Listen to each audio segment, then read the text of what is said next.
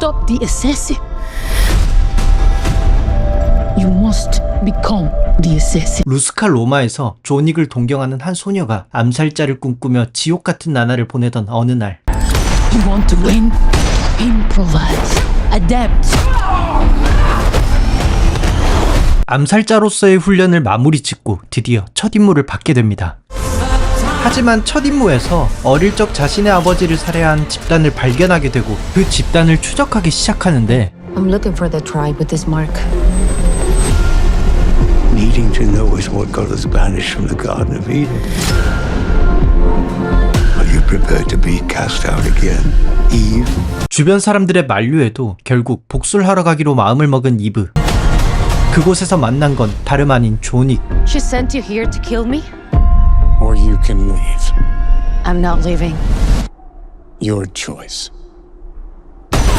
과연 그녀는 존윅과 어떤 관계인지, 또 3편과 4편 사이에 존윅에겐 어떤 일이 있었는지 바로 알아보죠. This is your fate. And you cannot change it. 여러분은 지금 쭈데리를 시청하고 계십니다. Rules. And consequences.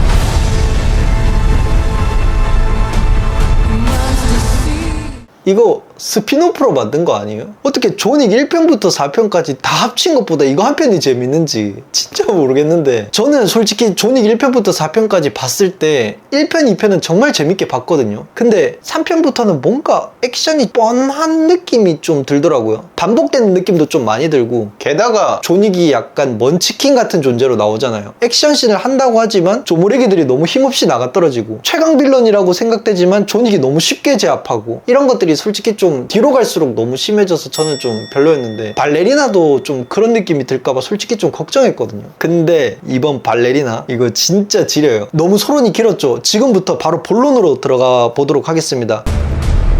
Welcome to the Continental. Eve Macaro, the Roscaroma.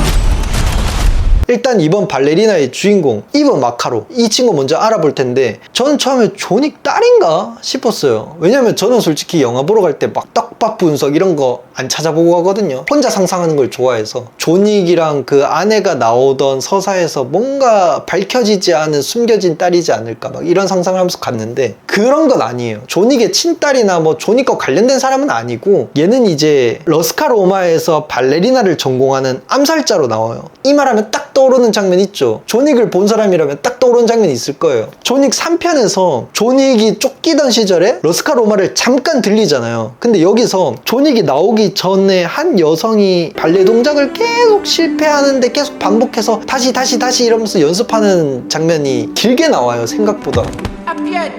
등에 문신도 인서트로 딱 크게 잡혀있고. 근데 3편에선 이 발레리나에 대한 서사는 안 나왔거든요. 그때 볼 때 당시에도 이 여자가 이렇게 길게 나온다고? 근데 서사가 안 나왔다? 분명히 나중에 스피노프라든지 아니면 존윅 시리즈에서 등장인물로 나오겠지라고 생각은 했는데, 바로 그 인물이 지금 이 발레리나의 여자 주인공 이브 마카로입니다. 딱 이 시기를 다루고 있어요. 그러니까 존윅 3편, 이제 쫓기기 시작하는 3편부터 4편까지 그 타임라인 안에 있었던 이브 마카로의 서사를 다루고 있거든요. 이번 이 발레리나가. 그렇다면 이 이브 마카로는 러스카 로마에 오기 전에 뭐 하던 사람일까요? 여기서 이제 알아야 될 게, X라는 단체가 처음 등장해요. 발레리나라는 스피노프 작품에서. 근데 이 단체가 좀 잔혹하기로 유명해요. 실제로 영화 안에서 윈스턴이 이 단체에 대해서 표현하는 대사가 있는데, 어떤 식으로 표현을 했냐면은, 우리와 다르게 격식 없이 막무가내로 살인하는 단체다, 이런 식으로 이제 표현을 하거든요. 그래서 그 누구도 이 단체랑 엮이는 걸 좀 꺼려하고 언급조차 안 하려고 해요. 이 X라는 단체에 대해서. 그리고 이 단체의 구성원이다, 혹은 이 단체 구성원의 아들이나 딸이다, 그러면은 무조건 킬러라는 임무를 이행해야 돼요. 그렇다 보니까 이 이브 마카로의 아버지는 자신의 딸을 이 킬러의 운명에서 좀 탈출시키고 싶어 해서 데리고 이제 몰래 탈출해요. 이제 평범한 사람의 삶을 선물해주고 싶어서 자신의 딸한테. 근데 이 X라는 단체는 하이테이블이랑 마찬가지로 조직에서 몸담았던 사람이 손을 씻고 싶다고 해서 그냥 보내주는 게 아니에요. 무조건 잡아서 죽이거든요. 그렇다 보니까 여자 주인공의 아버지를 그 X라는 집단이 끝까지 찾아내서 죽여요. 죽이고 딸을 데리고 가려고 하는데, 딸은 이제 탈출해서 윈스턴이랑 만나게 됩니다.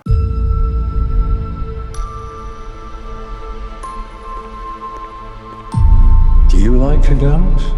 I know a school where they teach dances. I could take you there if you'd like. 그래서 윈스턴 따라 간 곳이 바로 러스카 로마였고, 그 이후에 이브는 발레리나를 전공하면서 킬러로 활동하게 됩니다. 이게 이 여자 주인공 이브 마카로에 대한 서사입니다. 여기서 궁금해지죠. 도대체 이 여자 주인공이랑 존윅은 그럼 무슨 사이야? 솔직히 말하자면 아무 사이도 아니에요. 그냥 존윅이 쫓기던 시절에 러스카 로마로 잠깐 왔을 때 스쳐 지나갔던 사람이에요. 그때 스쳐 지나갈 때 잠깐 대화 나누는 장면이 영화 안에서 등장하거든요. 여자 주인공이 존윅한테 되게 존경하는 눈빛으로 여러 가지 질문을 해요. 어떻게 하면 빨리 킬러가 될 수 있을지, 어떻게 하면 빨리 임무에 나갈 수 있을지를 물어보거든요. 근데 그때 존윅이 되게 의미심장한 대답을 해요. 정문은 항상 열려있다. 지금이라도 나갈 수 있다. 이런 식으로 얘기를 하고 이제 가거든요. 곰곰이 생각해봤어요. 저 말이 무슨 뜻인가. 그때 시점에 존윅은 자신이 이 킬러라는 직업에서 탈출하고 싶어 했잖아요. 자기가 돌아간다면은 이 똑같은 실수를 하고 싶지 않아서 이 아이에게 정문은 열려있다, 지금이라도 늦지 않았다 라고 얘기를 했던 것 같아요. 그 아이는 킬러로 자라지 않았으면 해서 그런 얘기를 한 것 같거든요. 제 생각에는. 그게 다예요. 둘의 접점은. 사실 뭐 남남이죠. 스쳐 지나가다가 간단하게 얘기 나눈. 그러다가 둘은 다시 재회하게 되는데, 그게 어디냐면은 이브 마카로의 아버지를 죽인 이 컬트라는 조직의 본거지에서 만나게 되거든요. 이브는 복수를 위해서 이들의 수장 챈들러를 죽이려고 하는데, 사실 컬트와 루스카 로마 사이에는 평화협정 같은 게 있었어요. 근데 이브가 독단적인 행동으로 이 협정을 파기시키려고 하니까 디렉터는 협정을 지키겠다면서 이브를 처리할 킬러를 보내겠다고 합니다. 그게 바로 존윅이었어요. 이제 거기서 존윅이 도착하자마자 이브 마카로를 죽이러 가요. 근데 어쩐지 이브 마카로가 하는 얘기들을 이렇게 들어보면은 자신이랑 비슷한 느낌이 드는 거예요. 왜냐면은 이브 마카로하고 존윅 둘 다 사랑하는 사람을 떠나 보냈잖아요. 그리고 그 복수심에 불타서 움직이는 사람들이고, 그게 어떻게 보면 두 사람의 공통점인데, 이브 마카로도 그런 마음을 이제 존윅한테 표시를 하니까 존윅도 그 마음을 잘 알잖아요. 누구보다 잘 알잖아요. 자기도 자기 사랑하는 사람을 자기 바로 앞에서 떠나 보냈으니까. 그래서 기회를 줘요. Rules. And consequences. 자정 12시까지 그러면은 처리해라. 근데 자정 12시까지 처리 못하면 룰대로 할 거다. 이런 식으로 하고 이제 여자 주인공 이브 마카로를 이제 보내줘요. 그러고 이제 이브 마카로가 이 마을 안에 날뛰면서 이제 영화가 전개되거든요. 그 뒤에 이야기가 궁금하신 분들은 극장 가서 확인해 보시길 바랍니다.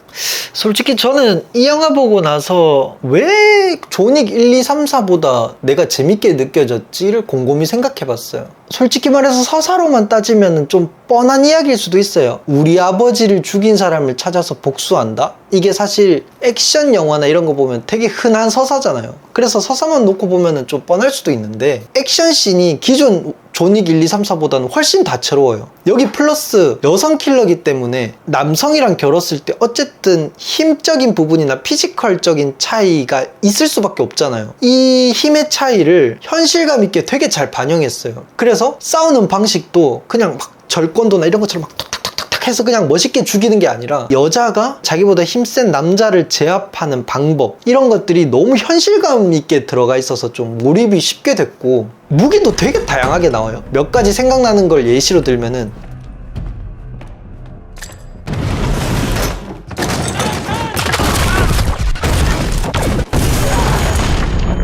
수류탄, 진짜 딱 수류탄 가지고만 싸우는 장면이 나와요.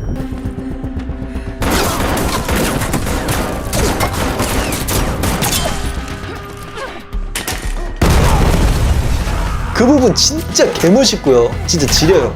그 시퀀스 자체가. 그리고 스케이트 날 가지고도 싸우고요.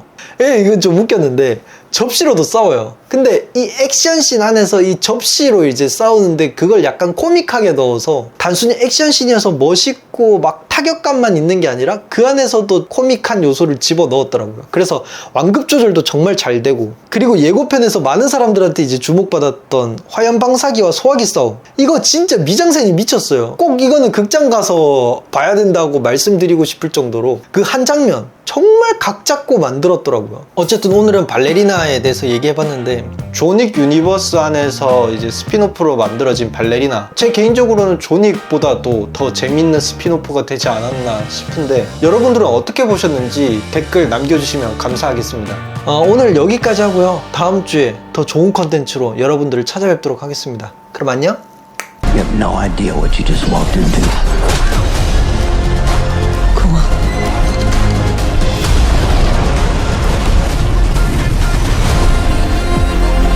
This is your fate.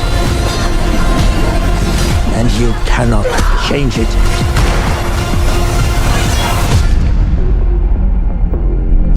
Rules.